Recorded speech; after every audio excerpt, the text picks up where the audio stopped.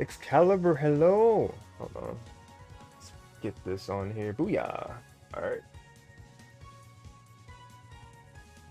I'm trying to figure out why I am hearing myself 2 times. I'm not sure if it's being heard on the stream 2 times, but welcome regardless, everybody. Let me get some things here straightened out.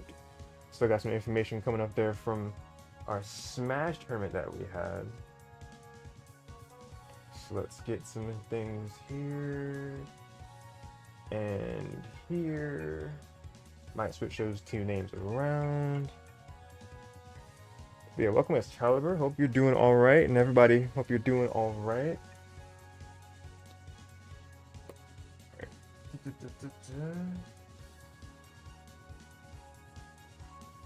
I am like searching these settings trying to figure out why I can hear myself 2 times.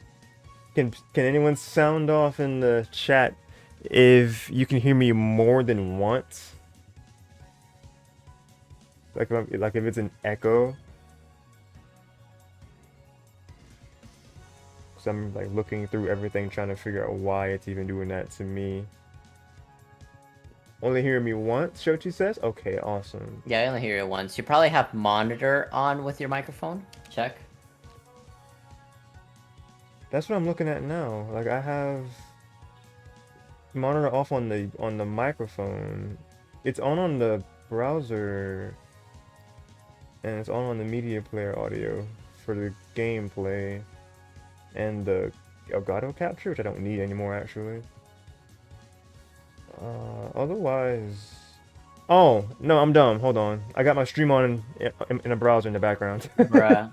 That is so close together. Jesus Christ. I did not think that it being watched from the background would be that one-to-one with my audio, man. That's kind of crazy. Okay, but you, well, you were unmuted, so people, you know, I'm not on the mic on loan. We have little homie Juan, formerly known as Combo Star, helping us out with commentary this fine evening. How is everybody doing today? Tonight we have, I mean, just insane set of matches. They are. Honestly, I can't wait for you guys to see, and I can't wait to commentate them myself. I have shakeups on this title for a reason, because man, it started even as far back as like winners round 2, where Utopia sent TEC to losers bracket. So you know things popped off tonight. It is wild. Spoiler alert. Just a little bit, just a little bit. TEC is in top 4, but not quite where you would think he would be at. We're gonna start our top 4 off. Winners final: KTK versus Gylergin. So we got, yes, we have that set up right here first and foremost with this video associated. All right, I think I gotta switch the names around though. Nothing to fear here. All right, but glad I sound good to you guys. Excalibur, Shochi, Crash Cat, everybody watching the stream, welcome. Hope you guys are doing well. My name once again is Darshin, aka Yoshi96, and welcome to the stream. Once again to you guys, we are getting right into our first set of the evening, winners final. Sorry it took so long to get things together and like replays and here, but we here and I'm excited. We gonna watch us some games. Let's get right up into it. And it is Gil versus KTK. So Gil actually had to beat me in order to get to KTK in this winners final set. Gil, known mainly for his Sceptile, but he also has a Pocket Charizard, which is what we're going to be watching right now. Now, Gil is just amazing at reading the opponent. He has a lot of experience. He has a lot of both online and offline sets. And if you see his Charizard in dual face, just expect a couple seismic tosses. But when you least expect them. Okay, and now heading off into the beginning of the match, we see the Pocket Tank coming in for KTK. Nice offense from him. Diggin tried to go right under the CA, but the CA just lasts too long. Now KTK fighting back, gets the pickup into the drill, into the wall split, now finally into the drill. I mean, we know that Garchomp is notorious for dealing a lot of damage, but thankfully for Gil, Charizard is just a big, meaty bar of health. So there's gonna be plenty of interactions before these two characters go down to the red. Couldn't have said it better myself. Two very tall, strong characters going at it. The camera angle adjusting for that purpose.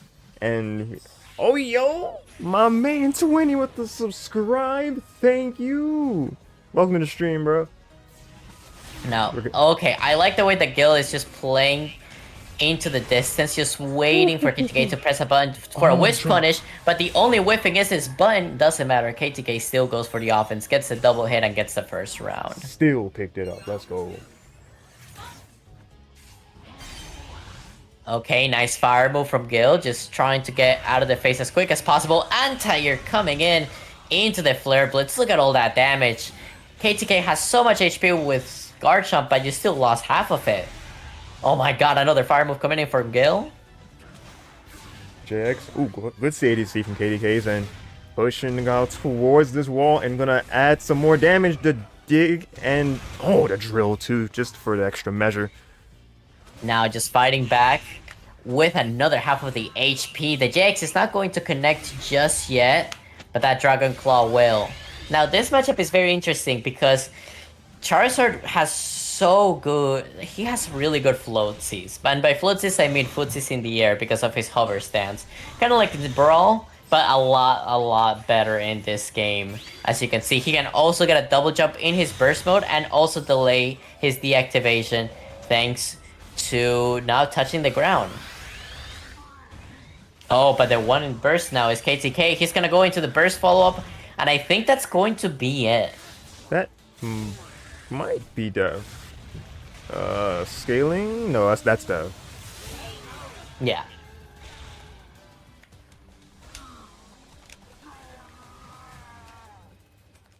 Now, this set of matches is going to mainly focus on, I guess the main winner of this set is going to be of who is able to get the punish on the opponent. You can rate each other as much as you want, but the best punish from both of these characters are honestly from either whiff punishing or going for strong starter moves. And both of these characters have plenty of them. I mean, we have the Tail Swipe into the Dragon Claw for Charizard. We have the Drill for Garchomp. Both of these characters are just built in with ways to destroy your opponent.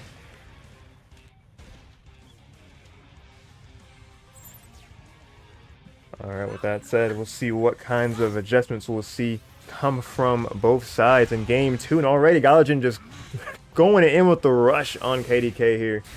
Oh, great counter attack there with the critical hit. Interesting. Okay, into the body slam. Yo? My man just being a homie in the background. Thank you for the gifted sub. Ooh, okay. Oh. I respect the seismic toss, especially because Gil has so much HP. He's able to take the risk. I don't know about that grab though. But because of the PSP points, Gil knows that he's not going to be taking too much damage. Now he's taking just a little bit too much, so he's going to go off with the Eevee and into the burst mode. And that grab is not going to be it, but any type of interaction, any type of poke, and that's going to call it for KTK. Nice tail whip.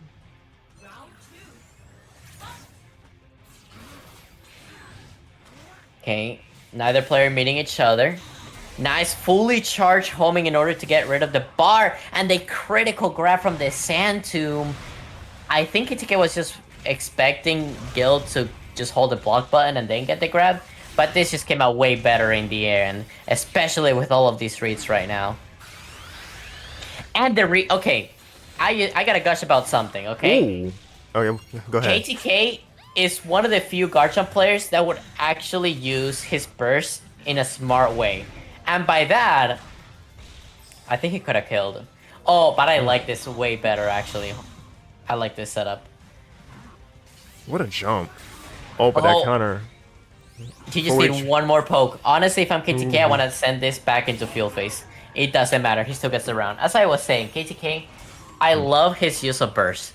because Garchomp players are notorious for not using their bar, their meter, their butter, whatever you want to call it. They save it for the next major. But this guy actually uses it in a smart way, and he uses it to reset the PSP of their opponents. I've been talking about PSP a lot, so if you guys don't know, this game has something called phase shift points in the dual phase. It's what tells the game, alright, it's time to wrap it up and let's get out of dual phase, just like right there. Now, once you get hit a couple of times in this mode, you will start racking up PSP points. But if you go into burst, you reset your own PSP, and if the burst wave hits your opponent, as in they don't block it, you will also reset their PSP as well. So it is smart that in the middle of a combo, rather than finishing it off, you just reset their PSP because now they're in the corner and now they're in such a bad spot. Just like how KTK is in not such a great spot right now, even though he's in burst. Oh, what a pickup though! Into the drill, into the burst attack. That is a guaranteed W. Yeah, to add on to that, because when you reset the phase shift points, you're able to keep going or restart any sort of combo that you were cooking, and then that you just kind of maximize what you can do. Yeah, you can think about it like a reset, pretty much, in a normal traditional fighting game. Rather than going for a hit that puts you into kind of a neutral situation, you go for a reset to either be in a more positive state or just for your opponent to not really know what's going to happen. This is kind of like a reset on steroids. You reset pretty much the time that they stay in the corner. Oh, I got a good comparison. Imagine if you could reset the health of Strife's wall. There you go. It goes above my head, but maybe not maybe not certain people or the certain group that are in chat right now. Yeah, like if you play Strive, you probably understand what I'm saying. Yeah.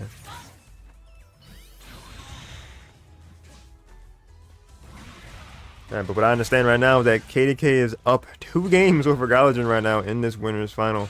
So it's definitely looking like Gylergin's gonna have to. Oh my god. Nice. KTK's just on fire with this reads. And I'm finding it surprising because Santum is a pretty risky move, especially with a heavy hitter like Charizard. Oh my god. You know what? I think... KTK, please let me talk. I think... He will not let you. Garchomp is in such a good spot against Charizard because a lot of Garchomp's moves not only hit your opponent out of the air, but you get so many good conversions out of it, especially the running stance X. What a dig as well. Mega Charizard coming. Ooh, KTK has no fear. Nice. Blocking the burst wave. Now Charizard is not going to be as scary, but that doesn't mean that he's not deadly. Deadly enough to send KTK down right there for that round.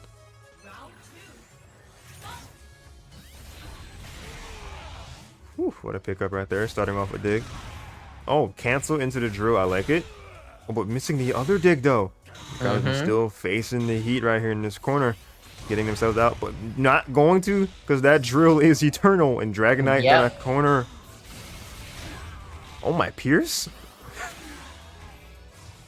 Jesus Christ, this is unrelenting right now, but the tech from Gylergin. 1 HP in a dream, gonna get some of that recoverable HP back in the process. Eevee support is ready. Got that with the HP recovery and an attack slightly buffed, and Synergy's gonna have them slightly buffed. Oh, what in the world? That damage depleted in 2 seconds. Oh yeah, I mean, first of all, he is enraged. Second of all, he has EV attack buff. Third, if you put your opponent against the wall, the moment they touch the wall, you get a damage modifier as well, like a damage increase. I know. So that if you hit last your part. opponent with burst attack, you're just dead. What a dodge from Gylergin. Oh, I think. Oh man. Oh, it didn't matter. Oh man. Okay, not to harp too much on Guile, but I feel like he had a better punish there. I think he could have closed out the round if he just maybe went for a better starter. Yeah, why do you 4-white? That's exactly what I'm saying. There was a better punish for that. Yeah, that likely could have been in that game right there. That might cost him the round, yeah. Yeah. I mean, that might cost him the game. That's what I meant to say. Oh, what a pickup. Bro, JY into J... The JX from Garchomp is so good. Because he just converts. It just automatically gets you a bounce up. And this is what I'm talking about. Garchomp's air-to-air options or anti-air options against other characters, especially Oh, Charizard. what a I mean, JX. you just get a starter. Like I'm saying, you just get a starter into the hit, into the drill. You go for the phase shift, and you're chilling. You have the health lead. You don't really need to approach. All you need to do is block. Oh, what a seismic toss. Oh, that's gonna be That's a gonna lot of combo into damage. burst. Very Now, nice. this is not going to deal too much damage per se, but it's going to even things out just a little bit. The only tough thing is that Gil is probably 1 or 2 interactions away from losing, and KTK has burst. Yeah, it's definitely problematic, possibly. Yep. Shouldn't have done that. Should have reset. Got a couple. I mean, okay. So my take on the seismic toss into burst, I understand why he went for seismic toss into burst. Resetting against a Garchomp is still scary because any miss, like any wrong guess, it's just going to be fatal for you. Yeah, I know that KTK would have had burst, yeah, but at the same time. Also, Joshin, can you stop sharing and share screens again Can I what now? in Discord? Oh, what happened to it? Did it die? No, it's just delaying a little bit. So if you stop and Oh, share okay, again, okay. then delay presets. Alrighty. Just do that in between matches, if anything. But we should be good after. Thank you. No problem. Where's the there it is? That's just Discord being Discord. Yeah, if you like that. But hopefully it's been just fine for you guys in the stream. Let me guys know how everything has been going so far, quality-wise, the sound, the video. I know we had some issues, little hiccups last week, but I hope things are good because I did various tests before we went live tonight. So hoping it is good. Let's see. KTK shouldn't have done that. Should have reset. I wouldn't have had burst. The chance of winning would have been much greater. But he gave me burst and didn't wall blast me. So I had recoverable HP and newfound momentum I would not have had if he had just reset me. Crash is like, get a load of this guy giving good advice. Yeah. Love to see it. Yeah, I mean, like I said, you're not gonna think all of these things in the middle of you. There's something that Sajam. If you guys like, I love Sajam. He's a great commentator. Commentators have the game Sharingan, and what by that I mean that in hindsight, yes, that was not optimal. He could have definitely done better. In the game, you're probably not thinking about that. In the heat of the moment, you're probably not thinking about that, which is why I understand the decision, but at the same time, you are correct, KTK. That was not the optimal option, but it was an option nonetheless. Anyway, speaking of options, what is the next set of games that we have? What option do we have next, Joshin? Took the transition right from me. We're gonna have Utopia versus TEC for our losers semifinals. Now, the interesting thing about this match is that this is a rematch. It is. But it is a rematch from the side of Utopia. Utopia was the one that sent Tech 2 losers 2-1 in the beginning of the tournament. So Utopia is feeling itself right now. It's feeling themselves right now. Tech, on the other hand, he's probably warmed up by this point. I can't wait to see how this rematch unfolds.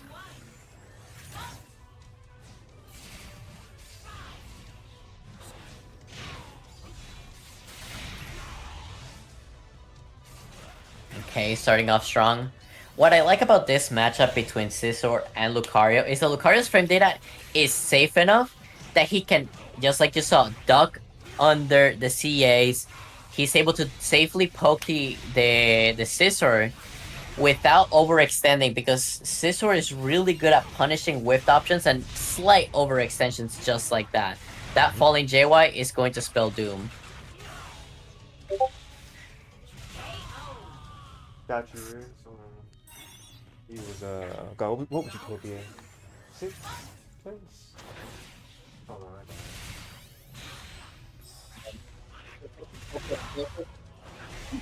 no, Right now, but he's still able to pick it up with that forward wipe.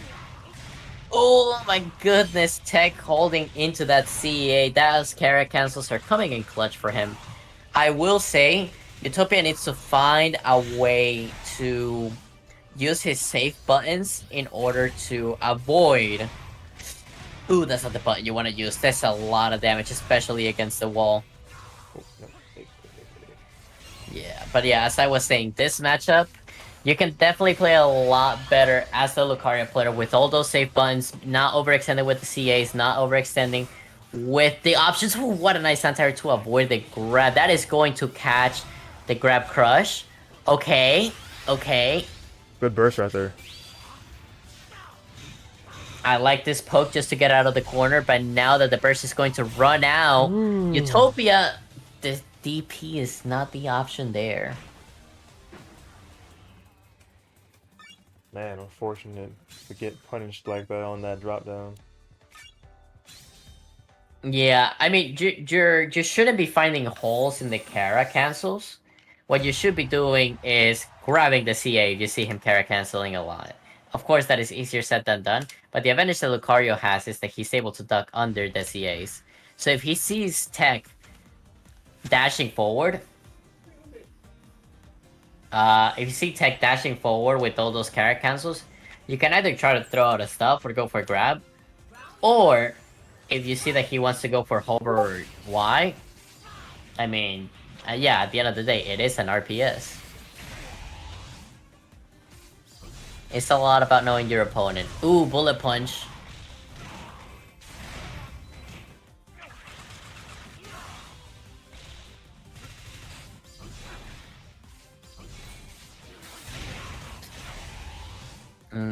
Okay. As I was mentioning before, ooh, what a U-turn. Oh, Utopia's struggling to find an opening.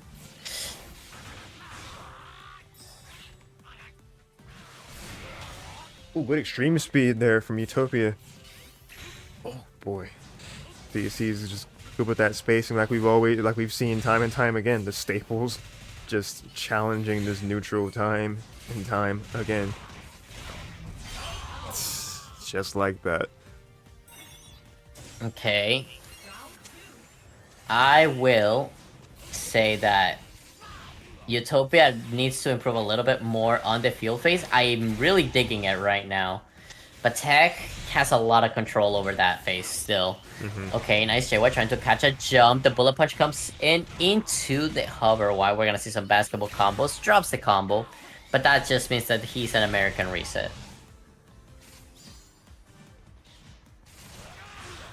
Ooh, what a bone rush. Nice.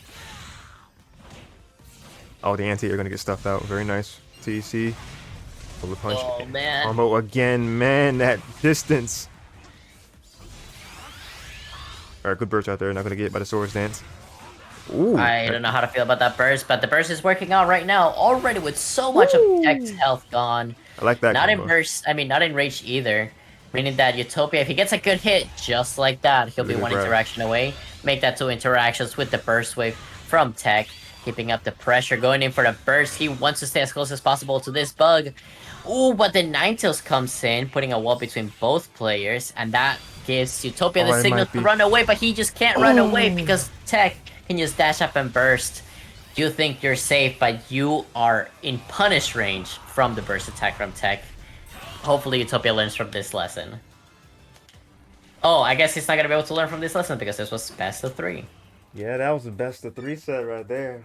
That's a blink and you miss it right there because that is already the set.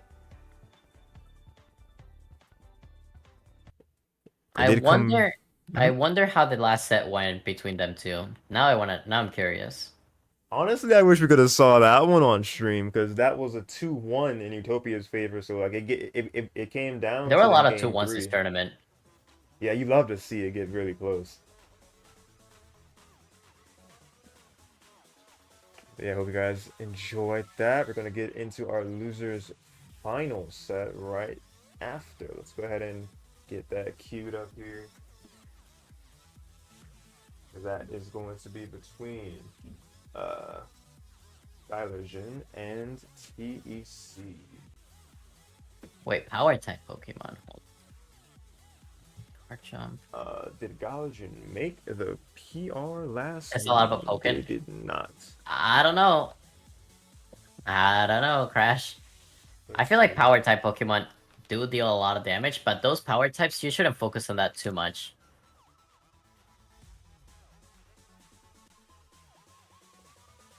Okay, there we go. I got him. Gillis, you are?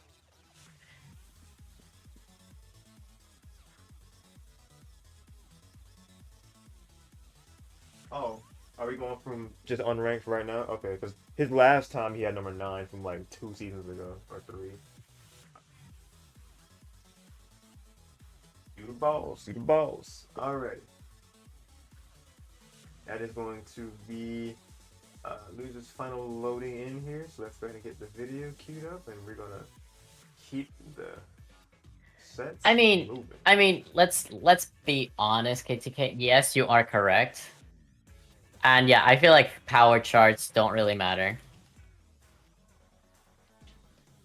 Yeah. Yeah. I think it's like a subjective thing. Like if Yeah, like starting out, definitely.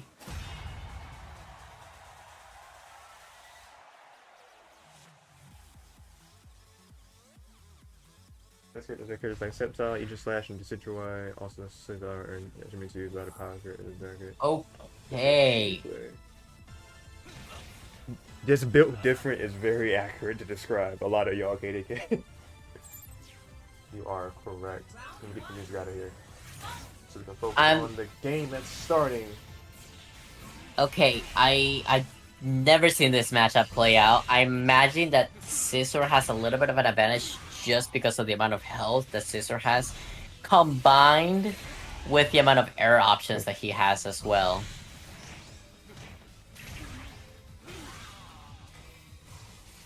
Whoa, let me actually correct. This is best of 5 once again. Okay. Just walking back, the staples are doing so much work right now. Are we gonna see that perfect? We are. That man was going in with no breaks. Is somebody tilted? I don't know if it's just TEC the speed run or what, but yeah, that was definitely something. We need a Chandy or something to stop TEC. I mean, Chandy could do the work. I can see Chandy doing the work, yeah. Yeah.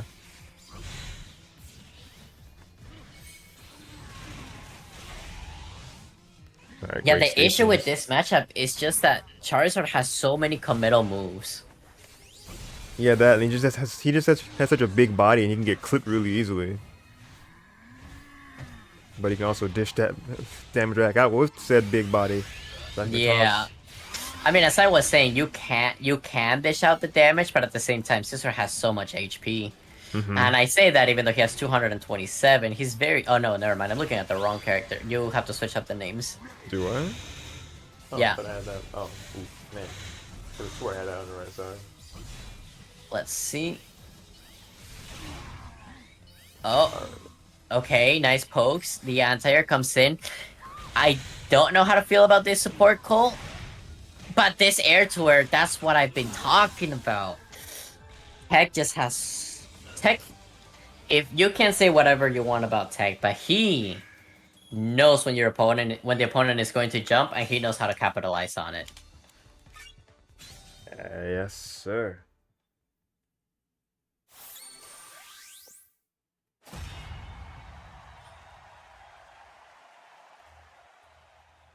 Yeah, it seemed like Gylergin was just getting really overwhelmed there, just because of, like you said, so many moves that are just super committal. So just kind of having to, I'm not really sure. I don't know the matchup either. So it's just kind of knowing what can anti-air what and like what really won't have as much lag as others will, and just kind of playing outside of Staples' range, which is hard because Scizor just has crazy range. But we'll see what Gylergin adjusts here, or how he adjusts. Okay, nice. Nice start. Oh, he dropped it a little bit. I'm surprised. I'm surprised Gil hasn't gone for Sceptile, because Sceptile is actually a really good matchup for... I mean, Scissor is a really good matchup for Sceptile. Oh yeah. Yeah, because Sceptile has a lot. He can cancel his moves. He has a lot of quick counter breaks, like counter pierce. And his low stance that he can get into very quickly ducks under the CA. And let's not forget that he has Giga Drain, which is a spaced out CA for whenever Tech is just trying to do a lot of like CAs on neutral. And of course he has Leaf Storm. So yes, he is Sceptile is just not fun to play against if you're playing Scizor. So again, I'm surprised why Guild is deciding to play Charizard. Oh, the question of doesn't Zard low stance go on the highs too? Or does it not? Yes, but I'm talking about all the tools that Sceptile has. Like Sceptile, Right. on top of having that, he has the ability to, like I said, pierce counters, grab from a distance, and he's way faster than Charizard. A lot of his moves are as non-committal as Scissor can get sometimes. Ooh, what a hit. Yeah, that was really good flare blitz. Ooh, God, that's such a hard probably hitting wanted move. to fire punch. That is not the button you want to press, especially in such a place so far into the game. Oh, going to the burst, a double jump. Going for the EV for the attack buff. Any hit could actually be catastrophic for Tech right now. Oh, but what's catastrophic right now is the buff being stolen, snatched right in front of Gil's eyes. That was a misinput, yeah. Yeah. Alright, Gal was swinging, but not quite connecting. But that's going to be one to connect, though. Very good couple of hits. Keep themselves alive in this round, but TEC with the synergy looking the closest out right here, right now. 15 seconds left on the clock. I mean, here's the thing. Tech doesn't need to approach. Oh. Oh, nice. I like this. Man. Yeah, the thing is that Tech doesn't really need to approach when you have the health lead, when you're in burst. There's 10 seconds left on the clock. Like, what's the worst that can happen? You approach, and then you guess wrong, and then you lose all your health.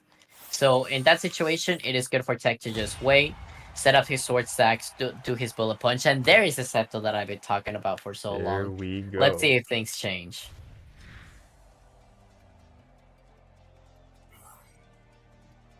Let's see all of that, what you described, come into play here. Or at least we'll start to see more of it in action. Now, commentator here. All I've said is on paper. On paper, Sceptile has a way better time in this matchup. Well, long-range moves like that are one of the highlights that you described. I could answer okay. I like what Tech is doing. He's spamming CA a lot, but he's dashing forward in order to avoid. Oh, nice. This is so much faster. And this does look like the answer that Gylergin is needing to come back with so many of TEC's options that they have with Scizor. Okay. Not gonna address that one in chat. Oh, what a grab! Oh, yes! Oh my god, he knows the sauce. Then he knows that back why it goes into low stance, ducking the CA and going for any punish you want. Oh, the crit lead. Okay. I like this. I'm really enjoying this right now. So am I. Oh, what a hit from deep, though. The EV support coming in, gonna buff that attack. Nice. A little bit of HP back. Oh. And would they get a chance to use it? Oh, Jesus. Okay.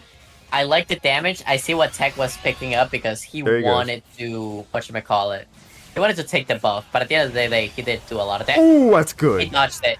Oh, he didn't. Okay. Yeah, that's a burst confirm. Off the bullet seat, let's go. I forget that Sceptile's burst hits really high for no reason. Well, I'm sure he ain't complaining. Oh, he's definitely not complaining, especially after taking a round from Tech after Tech being so dominant in the beginning rounds. Oh, yes. Oh my god! Oh, barely missing. Yo, barely just kind of high stancing over that bullet punch, okay. Tables have turned. U-turn coming in, forcing Gil to go away. Ooh, what a grab. Okay.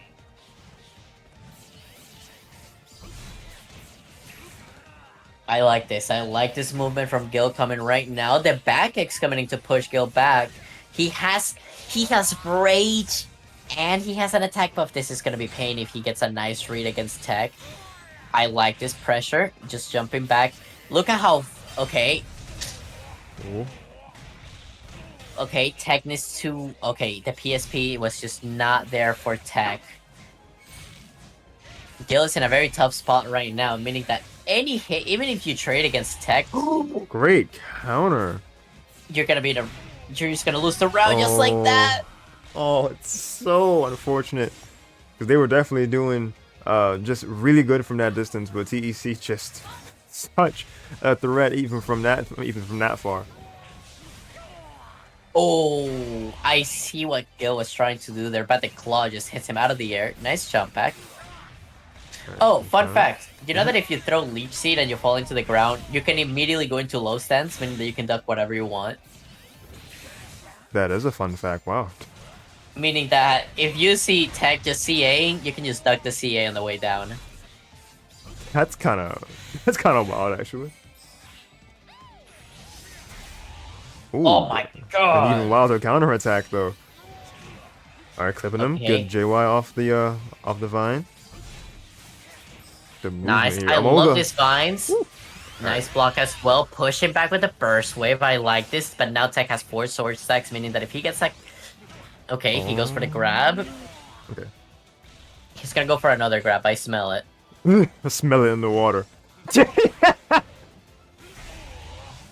Okay, now he's gonna go into burst. Yeah. And now he's gonna go into bullet punch. I mean, that's pretty obvious. This is the bet. Oh man. Oh, Okay, nice good block. block. Oh. This is the chance that Gil needed, but with only 15 seconds left, he really needs to do a lot of damage. Oh, you turn. Oh my god.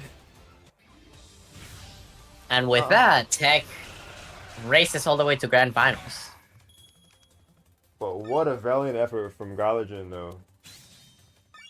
I'd say that for next time, Gil Guile definitely needs to focus on his Sceptile. He did so well compared to that last 2 games with Charizard, so I really hope to see more of his Sceptile.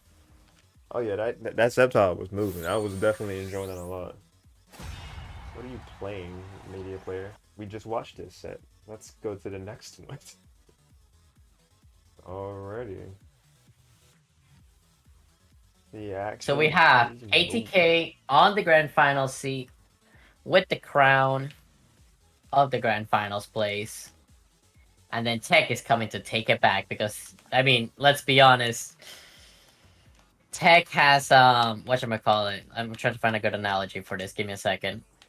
All good. That crown is already shaped into Tech's crate. I don't know where I'm going with this analogy, Chad. It's 11:14 p.m. where I'm at. Cut me some slack. Very fair. Same time for me. TLDR, Tech has been in the throne for so long that, you know, he's already just claiming it back. He said I'm coming back up here because it's literally been his seat for like God knows how long. So we're gonna see if they can continue to hold it down. The crown is very TEC shaped. Yes, Shochi. Yes, exactly. KTK said it's my duty to reshape it. Ooh, I like it. I like it. Make it KTK shaped. I like the I like the clapback. We're gonna see how that comes up in this grand final set. Gonna give you guys a little bit of a chance to get some breathing room in here. Gonna play a quick ad, and then we will be joined by the accompanying video to showcase that next set of games. So it's only gonna be like a minute and a half, no longer than that. So grab yourself like a drink, it's a quick snack, because we're gonna be in for a good one. It will be RB.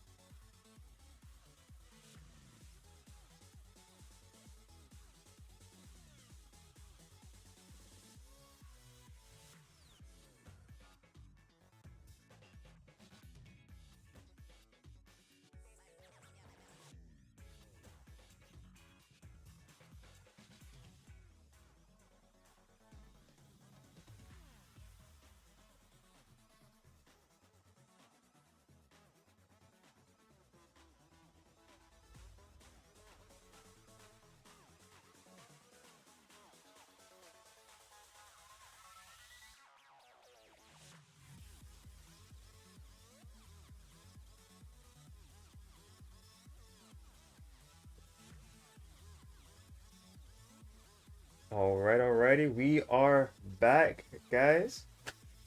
Hope you didn't miss us too much. We're gonna get right into a grand final right here. Hope you guys are excited as much so as we are, because this has been quite a an array of games we've had so far. So let's go ahead and keep it moving.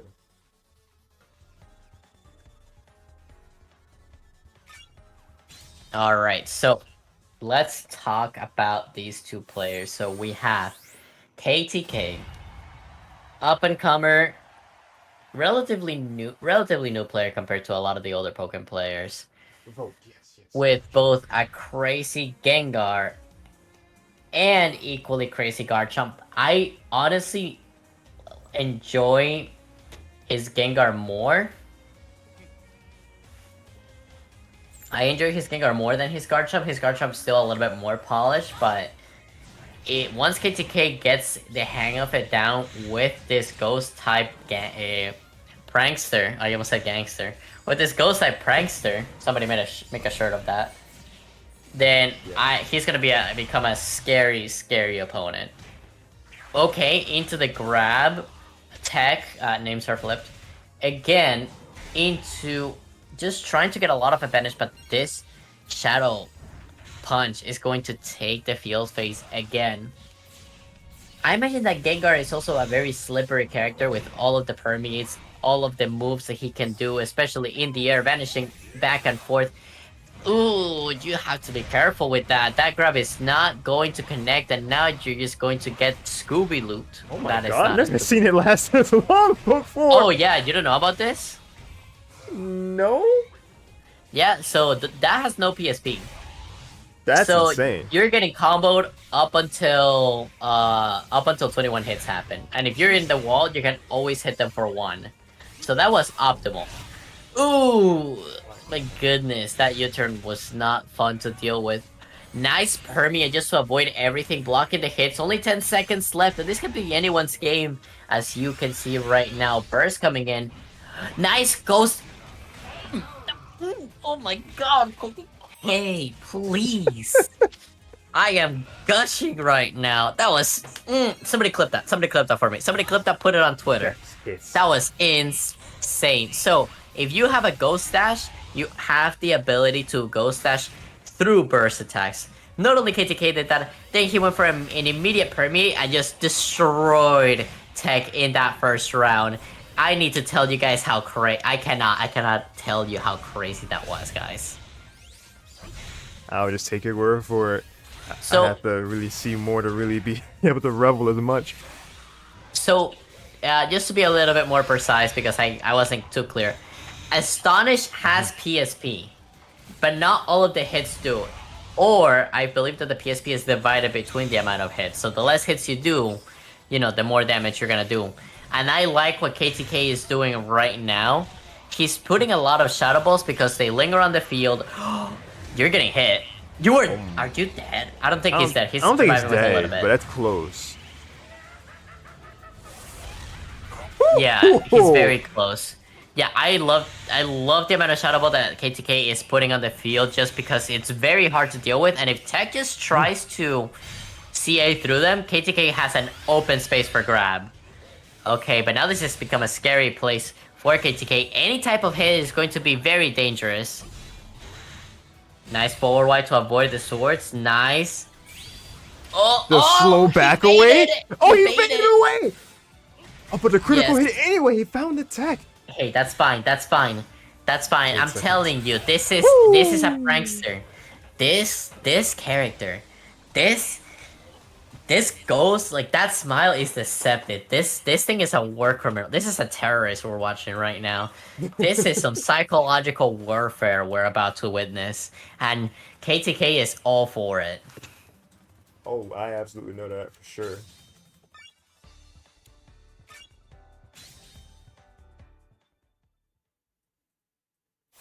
Alright, let's keep it moving. 100% a terrorist. Oh, what have you started?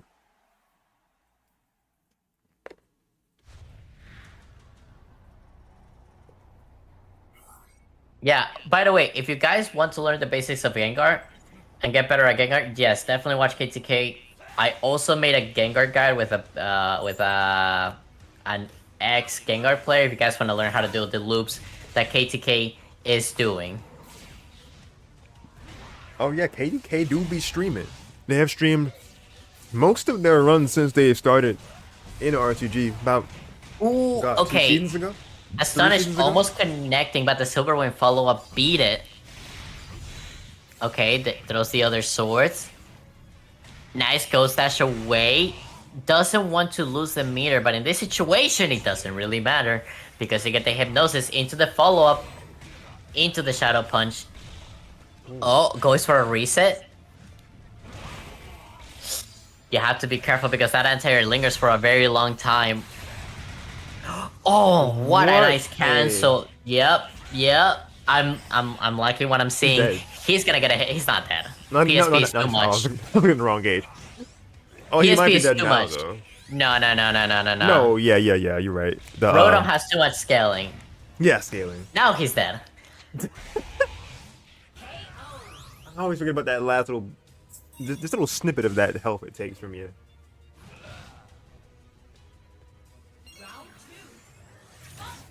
Okay, now going in. Okay, I like this Vanish. Astonish coming in. They held 5x. KTK is playing this. He is on fuego right now. That's all I can say. Fuego. Okay. Ooh, Okay, nice air-to-air from TEC going in Yeah. for the grab. A little bit of extra damage at the end too. The one downside of Gengar in this matchup is that he is a very fragile character, meaning that if he gets hit a lot, it's going to add up very quickly. It probably takes half of the combos for TEC to deal as much damage as KTK is dealing to TEC. Just for reference, as you can see right there. One more good combo from TEC and this is going to be over for KTK. But I think that knowing him, he's probably going to be able to smartly spend his burst by bursting whenever he gets a chance. AKA right now. For the Rotom, that is definitely a good play to keep TEC grounded, but not He's gonna dead. really matter No, too he's not much. dead, my bad. He's not dead. He's in a lot of hurt, but he's not dead yet. Woo, barely. Yeah, he's dead. Okay, this is a rough spot for KTK. He gets both support and synergy. I like the... Look at the way KTK went in the middle of the screen to get that synergy crystal, and he also won the phase. He's closer than you think to getting burst in this round. He might even get a... Ooh, okay, delaying it a little bit. Oh my god, the U-turn stuffing out the CEA into the grab. Alright, good series of hits for TEC. Because who has their synergy, but KTK is not too far behind, like you said. Closer than you this think. is What a great. combo. Yeah. Yeah, you just go into that confirm, you go into the grab, you get the synergy. Now KTK has burst, the tables have turned. TEC is the one without the burst, but if he wins one interaction, even if he blocks this, even if he gets hit, he's gonna get the burst. Okay. KTK, just go for burst. Oh, never mind. Oh man. Oh, scary. You don't wanna drop Oh, this. he's Yeah, dead. this is scary. He's dead. He's dead. He's Oh, dead. he dropped He's that dead. part. Oh, and he gotta grab anyway. He's dead. Yeah. Oh. KTK with the solid 2-0. Listen, people were asking for Chandy. They were asking for the wrong ghost type. That's all I'm saying.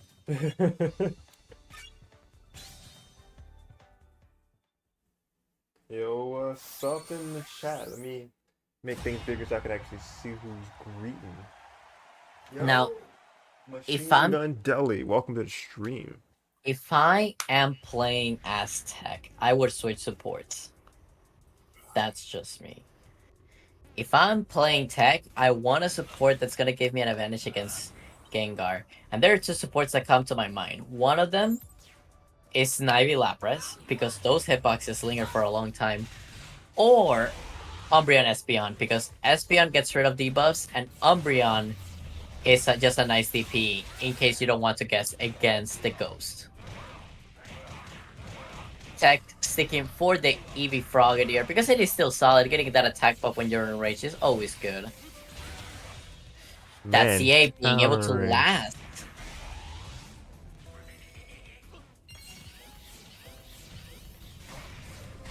Hitboxes. I don't know what's happening. Rotom? What's happening is very simple. KTK is gonna go for a hypnosis into a grab in order to steal the synergy. No, he's just gonna go for the damage route. I Okay. like this side swap combo. Usually KTK likes to go for hypnosis there Oh my! in order to get a little bit more meter. But I guess he's confident in winning this round without, you know, without worrying about Tech's burst. I just want to point out how smooth that movement was from TEC in that last phase shift. Just kind of barely dashed out of the range of KTK and then just weaved in with a grab. That was so well placed. But right now, back and forth. What a grab! That's probably death. That is death, yeah. I'm not sure if that's a punish, but yeah, Gengar is not very plus in the situation. Yeah, I'm doing good, machine gun though. Gets hit with the big meaty claw. Hypnosis is not going to connect, but as you can see, Tech wants to play this full distance. He wants to go for a starter like Bullet Punch because... Okay, nice grab. Yeah, it is 2-0 by the way. Yeah. KTK is winning 2-0. I guess I just didn't hit the update button because it was on my scoreboard. It just didn't show up. Sorry about that. How safe is Charge A? Oh wait, I don't know. I don't know about that. Okay, KTK forced to go into burst mode. Tech using the Eevee, very smart in this situation specifically because now his lights are going to deal damage, meaning his bullet punch is going to go through, his claw is going to go through, and that's going to be game number 3. Oh, not quite yet. He's hanging on. Ooh. Oh my god, that beat through the forward white. That barely KTK, are you going to beat come that back? Okay, yeah, I was going to say... Okay. Okay, Oh, he clipped him!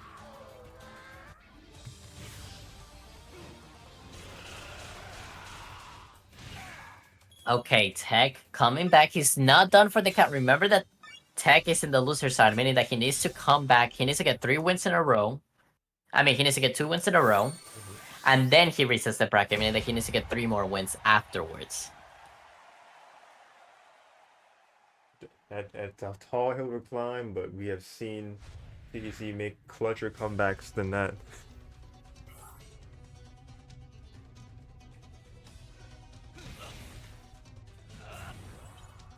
I wonder what type of adaptation Tech is going to do, because right now, I like that he's playing spaced out.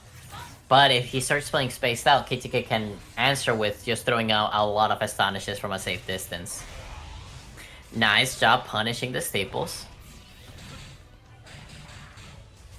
Going for the release X. Astonish is gonna come in. Oh my god, close. the U-turn this time being able to stuff over the CA. This is a CA war right now. Oh my god, the double DP already taking KTK to 1/3 HP.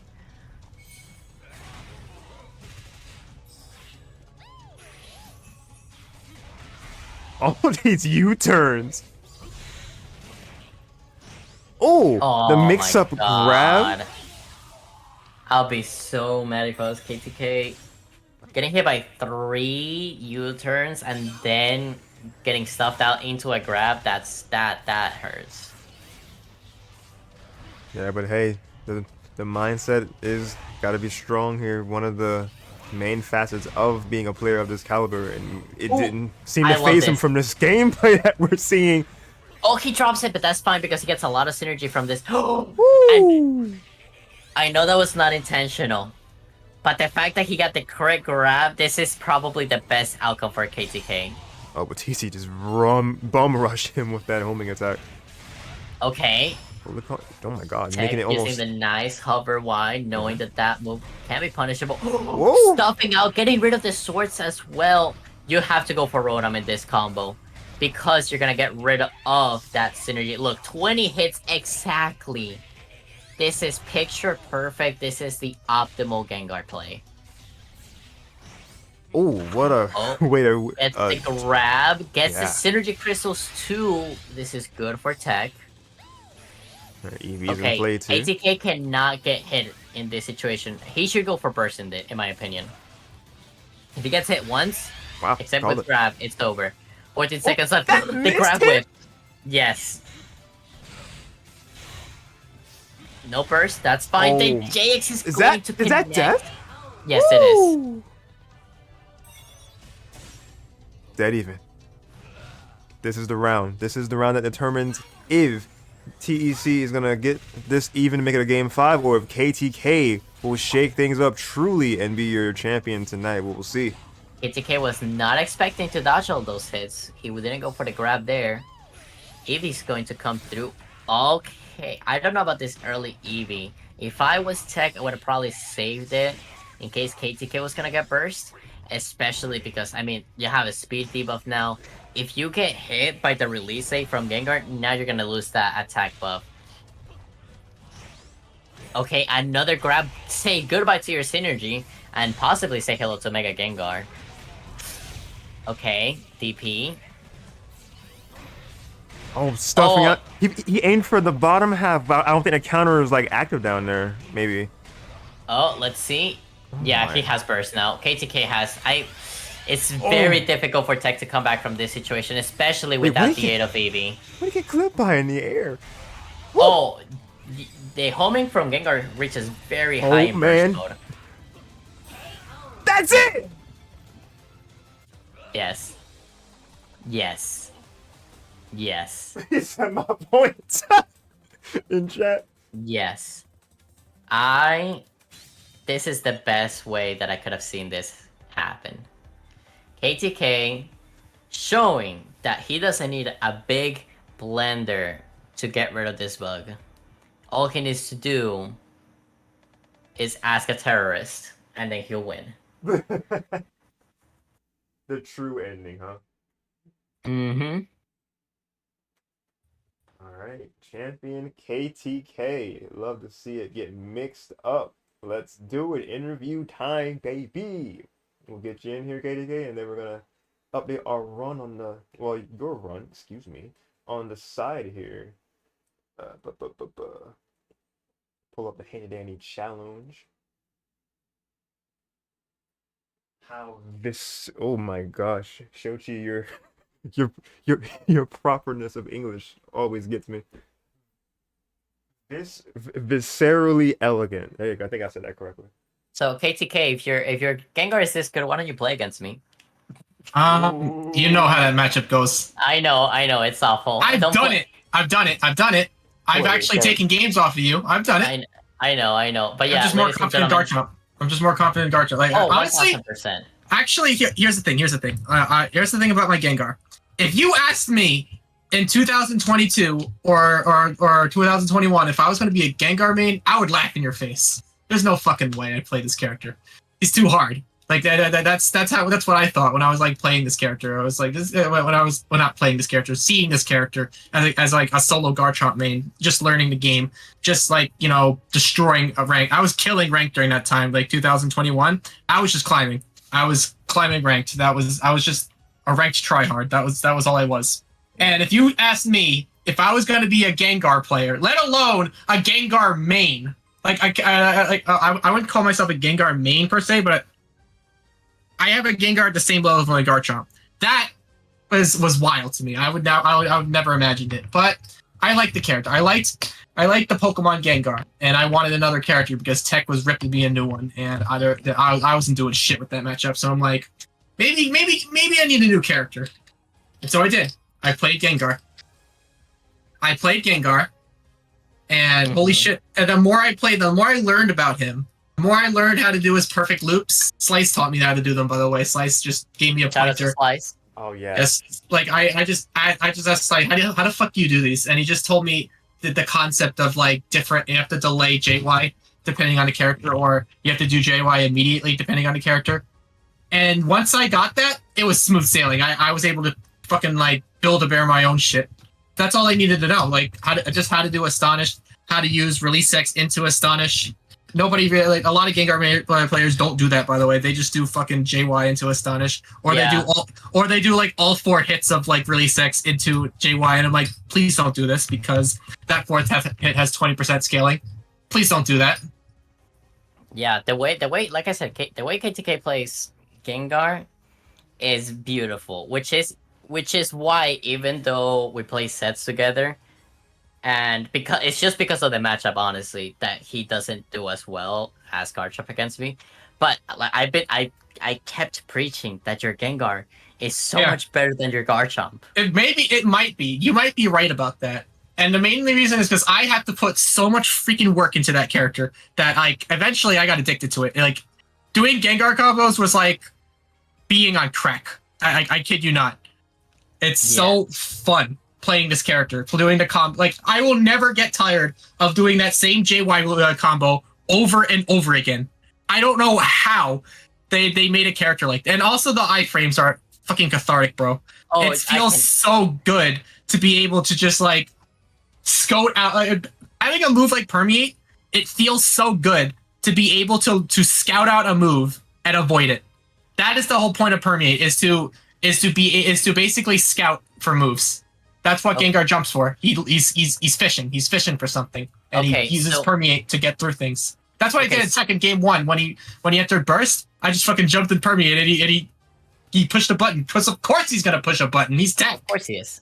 So okay, let me ask you some questions because the chat is very curious. So how often, right, do you charge your X, like your release X? All right, not as much as I would with Garchomp. Here's the thing: when I went from Garchomp to Gengar, I was already like hard conditioned to hold the X button, so that came naturally for me. So I don't know if my advice would be all that helpful, but I usually have the release X button charged a lot, actually, charged frequently enough. Like the only times I'm not having it held is if I'm using fucking 6X or JX. Right. Which are both pretty good moves. Like those moves are pretty damn good. I feel like people have been sleeping on 5X until recently, because 5X is basically just a grounded Permeate. It is a grounded Permeate. You have a lot of Permeate moves, let's be honest. And then the other one is, what? I wouldn't say it's like a Permeate per se, because Permeate is just way better. Like, let's admit that. Yeah, like what? Yeah, I know what you mean though. Like, but like it's basic. I feel like it's best used when the opponent is in burst and they're just throwing shit at you because they're in burst, and you're like, okay, fine, I'll just fucking 5x through your shit and punish you for it. Frames the character. Yeah.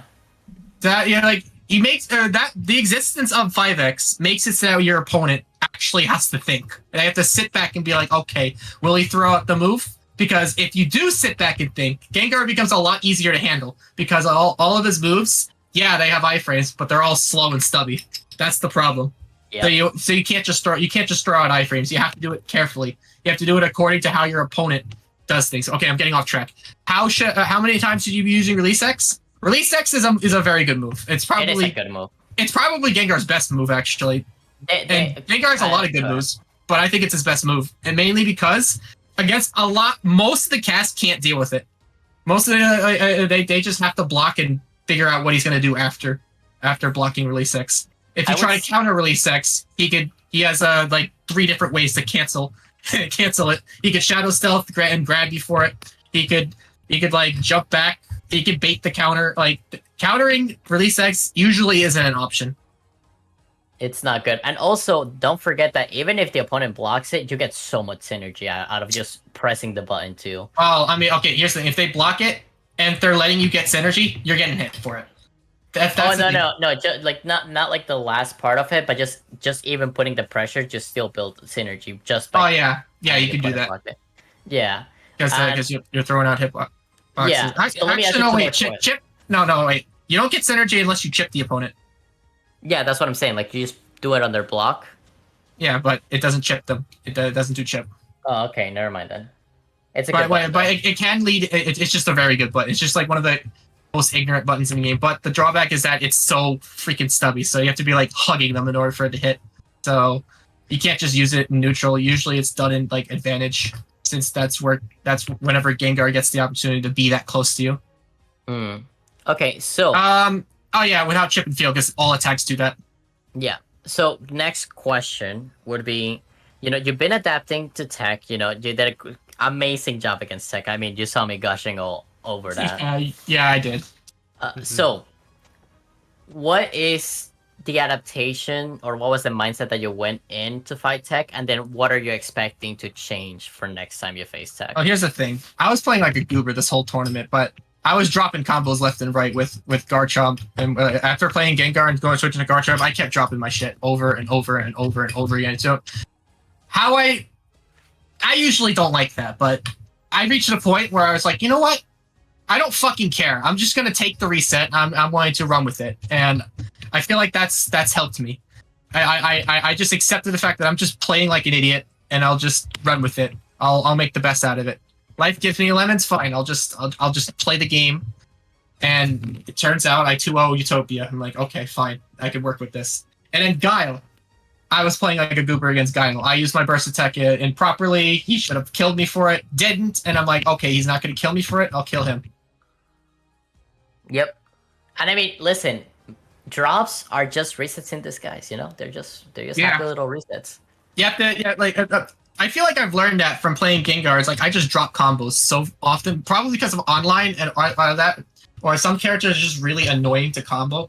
So I'm like, okay, you know what? At this point, I'm just gonna take the drop, because like, I gotta focus. I gotta like pick my battles, and sometimes you don't. Sometimes you just drop a combo, and you just gotta eat that. Yeah, and I think that's a very important lesson to learn. Finally, what did you... I know that somebody asked, like, do you practice dodging projectiles with dash? Let me ask you a better question. I like the CADC. I'll answer that question. That question before you... Well, let me ask you one more. So, what did you go into the lab with Gengar? Like, what do you practice with it? Well, initially, and I still do this, combos. I spent hours upon hours upon hours upon hours. I don't even know how long at this point. Just practicing not only combos I already know, but combos like wall combos, like the freaking hypnosis combos that you were seeing. That's like a work in progress. I'm trying to get better at doing the most optimal wall combos. The ones that utilize double astonish, but those ones are pretty tight. Like those ones are not easy. I'm also getting better at doing the sludge bomb. Actually, just recently, it was probably like a month ago, my fingers have finally learned how to do Astonish into Sludge Bomb. My fingers have finally learned how to do that, like how to hold down the A and X button at the same time. That's a tough one. And then once I did that, I had like an epiphany moment, like finally I could do this. So then I was finally able to do like the wall combo that consists of release the 3 hits of Release X into Jump JA. Release X, jump release A, and it was like, wow, okay, I could finally do this. And now I know I can do a combo that basically does only 3 PSP, gives you a debuff, and does 260 damage. Now, just so chat knows, your KTK is telling you to hold the X button and hold the A button. It's not easy. I want you guys to think what button is X and A together. That's CA. So if you drop this combo, you're holding CA in front of your opponent's face. It's not fun. Anyway, I guess, the final question is... Honestly, it's not about the CA. It's more or less how difficult it is to hold 2 buttons at once. Oh, yeah. And release them at the same... release them at a rhythmic pattern. Like, usually when you want to, like, hold 2 buttons at once, you kind of want to just release them both at once. But you can't do that. You have to release one and release the other. That's the hard part. Aside from, getting your fingers into that right position to hold those buttons. Yeah. But once you get it, it gets easy. It gets easy once you do it. Once you learn how to do it. You should just play Gengar on a hitbox. I play on a Pro Controller. I'm not touching the hitbox. All right. And Aldrich plays on a Hori pad. I don't know how he does it, bro. Yeah. But I guess the would be, what do you do with dodging projectiles and dodging things? I like to see ADC through them. Usually what I like, because forward dashing this game is so freaking annoying because you have like double tap. It's just so annoying. It's so much easier to buffer the CADC than it is to double tap every time. Because sometimes, especially online just eats the dash input. So it's just like, okay, I'm like pushing on my controller 3 times and I'm not budging. I find that annoying. So I'm like, I'm just gonna do CADC. That way I don't have to deal with that. But yeah, it comes at the cost of like not being able to do it as fast, but I don't think I need to do it as fast. I like the dash not only through projectiles are okay to dash through, but I like to dash through shit like homings. Like Yeah, burst wave. Burst wave's easy. Like burst wave's like one of the most freest things to ghost dash through. But like another thing to practice ghost dashing through is like when someone like Shadow Mewtwo does like homing 1-2 and tries to do charge homing, you can just ghost dash through that. Or anyone tries to ghost dash do homing charge in general, they just ghost dash through it. Or you can do hypnosis through it if you're cheeky.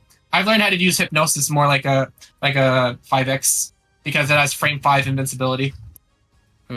It's so funny to use that move, especially when you're against the corner, and then you get a freaking corner switch wall combo. It's so fun.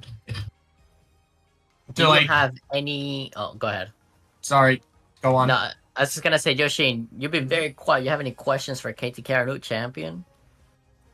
I've been trying to think about things while I was doing my Duolingo in the background. Opinions on the BS burst iframes. Burst is frame 1 invincible. Yeah. All right, here's something funny. All right, even though Gengar is like frame 1 invincible burst, whatever, he also has an invincible 5x. Funny shit is, his moves become less invincible when he's in burst than he is outside of burst, mainly because permeate is faster. 5x is frame 9 invincible, I think, instead of frame 5. It's much slower in iframe, so you can't just 5x through things unless you're careful. His JX is the same invincibility. He has the warp lasers, but the warp lasers against a good player, they can just jump back and just bait the shit out of it. Yeah. So you got to be careful about using warp lasers to get out.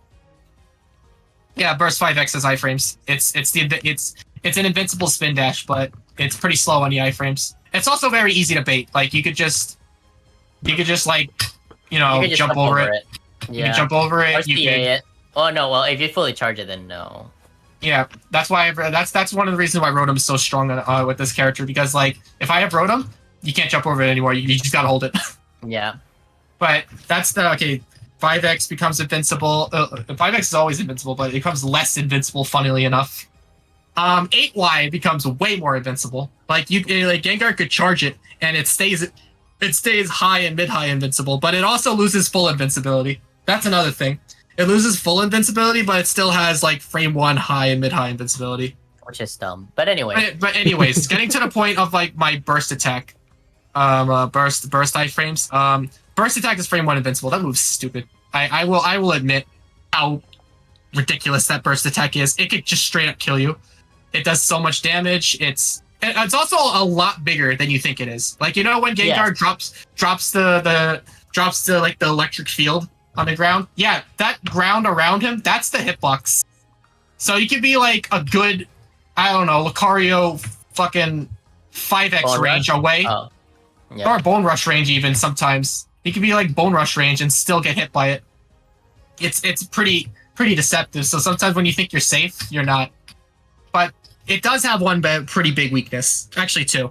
1, it's a grab, meaning it goes through the block, but you could jump over it. And 2, it's a low grab, meaning that characters like Aegislash can fucking duck over it. So ducking over. Wait, duck over? Yeah, Aegislash low stance makes him immune to highs and lows. Aegislash, come on, say it right. What the Aegislash? What in the... Yeah, Aegislash is broken. I play that character as like a stress reliever character, and that character I never have to think a day of my life whenever I'm playing that character. Head empty. He is only head empty. I play that character head empty. This is how you know. People found out that Machamp's 2Y was not a mid but a low and a high because of that move. Because of that move. Because Aegislash can low stance it. Because he avoids the low and the high. That's hilarious. That's so fucked. Like that is probably the most fucked stance in this entire low stance in this entire game. Aegislash being able to duck over shit like Pika 5Y. Oh, because he just goes into a flat pancake and can just he's ducking and he's hovering at the same time. So reminder, this is our DLC character, and yet this character still feels less DLC than Sceptile. True. I don't know how they managed it. All right, so final thoughts, because I think that we got, the night where it's almost over. So, I don't know, man. I could talk forever. All right, I know you can, but listen, we'll get more chances to talk if you win more tournaments. And again, do you have any messages for TEC, or anybody else trying to take the throne that you just claimed. TEC, get good, please. Oh, okay. No, more like pick a different character. If you can prove to me that you are top level material with another character, I will retract all the negative statements I've said about you. All of them, every single one of them. Hell, I'll even go down on my knees and do whatever you want. But I don't think you will. I don't think you will. I've seen you play Zard in freaking Worlds. It was one of the worst things I've ever seen. Why'd you pull out Lucario and make you eat those words, though? I'm not gonna be. Anyone. Bro, you could play Sceptile and make me eat my words. I don't care. Anyone will do. You can play freaking Aegislash for all I care. I don't mind playing against that character. But again, I play Chomp, so I mean, that's probably why. Hey, whatever character he decides. If you any character, if you can bring that character to the same level as your Scizor, whatever character it is, if you can bring that character to the same level as your Scizor, I will apologize profusely. But I don't think you'll do it. And yeah, don't say I would do it. I literally just did it with Gengar, one of the hardest characters in this entire game. If I can do it, you can do it. If some nobody you've never heard of before can pick up 2 characters, surely you can. That's my statement. That is my statement. That's my statement. Surely. It's not Gengar's not even a pocket anymore. He started off as a character I just played for fun. Now he's an actual legitimate tournament character I could pull out of my ass whenever I feel like it because he's fun and awesome and cool and quirky and also bullshit. Well, the first couple of reasons why you should play a character because you enjoy them so much. So, yes, Scizor, he said, is his soul.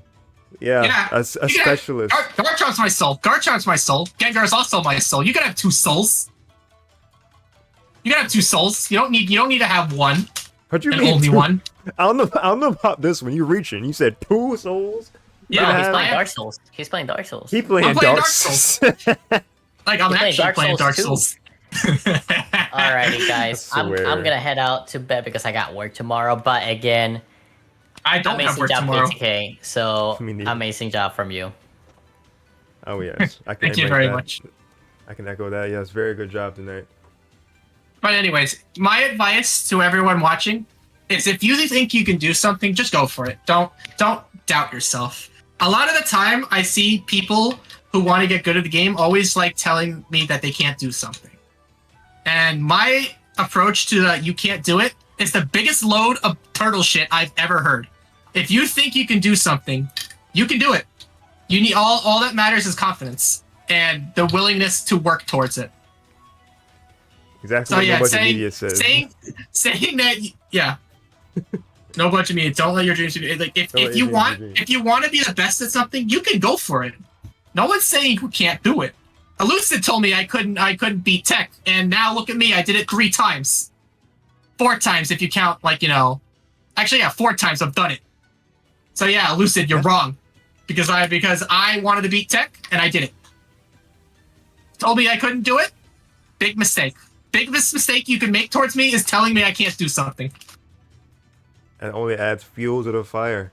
Absolutely. Do not tell me I can't do something.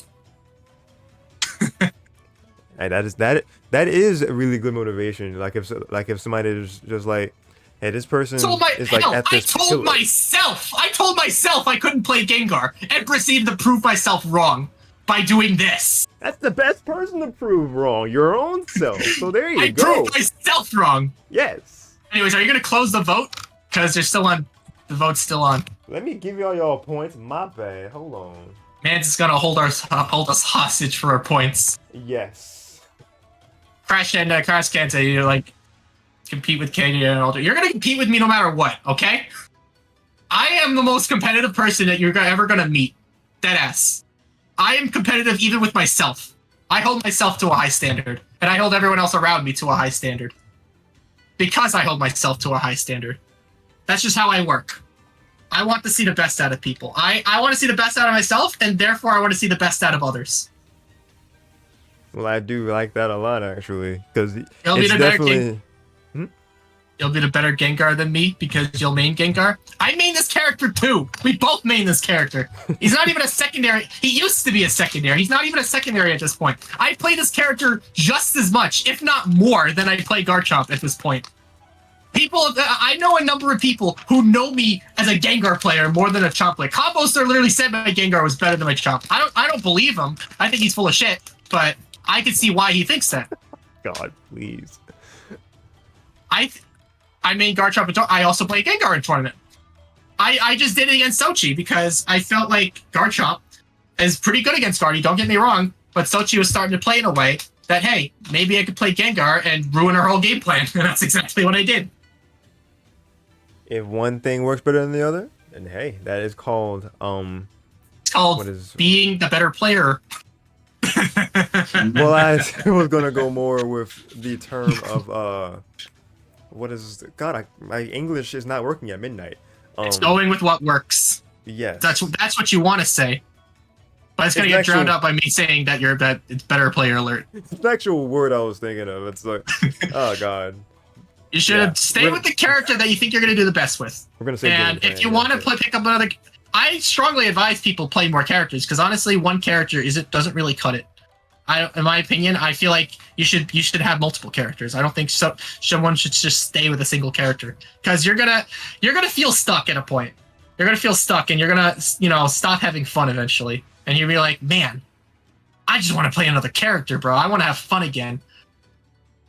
No, yeah, that's even me in this game because like I'm a Pikachu main through and through, but like I definitely do like playing Lucario a lot too. I haven't played him in a minute, but my other characters also Pikachu sucks. I mean, he doesn't suck per se. He's all right, but he got better from OG to DX for sure. But yeah, he's not. Bro, Wii U Pikachu was actually like. Usually I exaggerate when I say characters suck, but not Wii U Pikachu. No, yeah, Wii U Pikachu was terrible. He was terrible, bro. He was so bad. Like he could, I hear he couldn't even cancel his forward wire or whatever. No, that was a DX thing. The charge JY and field is a thing that's definitely appreciated. God, I think canceling Electro Ball to kind of go into canceling other things. Canceling. Sochi, I honestly think you could probably pick up Darkrai. I think Darkrai might fit your thinking. Darkrai is polite, and in terms of personality, Darkrai's polite. He's calm, and plus he's also very similar to Gardevoir in a lot of ways. I think you could probably pick up Darkrai if you wanted to. I think you could. I could see I could see other people picking up different characters. Like for example, Juan has a Mewtwo. Is it anywhere near as good as his Shadow Mewtwo? No, but it's still not terrible. Darren or Sleazy, whatever you want to call him, has a Gunk now. Pulled it straight out of his ass. I don't know when he picked up Gunk, but now his Gunk is crazy. Like, it's actually really good. That was like the sole character representation on his last top 8, I think. Like, he's a Gengar player, and he didn't just play Gengar. He also had, like, a Decidueye and a Chandler on the side. That was nowhere near as good as his Gengar. But it was still good enough to, like, be usable. Like, it was as good. It was like a secondary, or maybe like a pocket. Who knows? But point is that he had those characters on the side, but I feel like his heart wasn't really in those two. Gunk, though, fits him like a glove. It fits his whole personality like a glove. Gunk's a weirdo. He's a weirdo. They match made in heaven. Nice. Oh, never mind. It is like both of them on there. I got on there. Gunk and Gengar. It's kind of there. Two just mischievous lads there on the ground. Bro, I remember one of these RTGs, like between me, Tato, and Sleazy, there was like 3 Gengars in a bracket.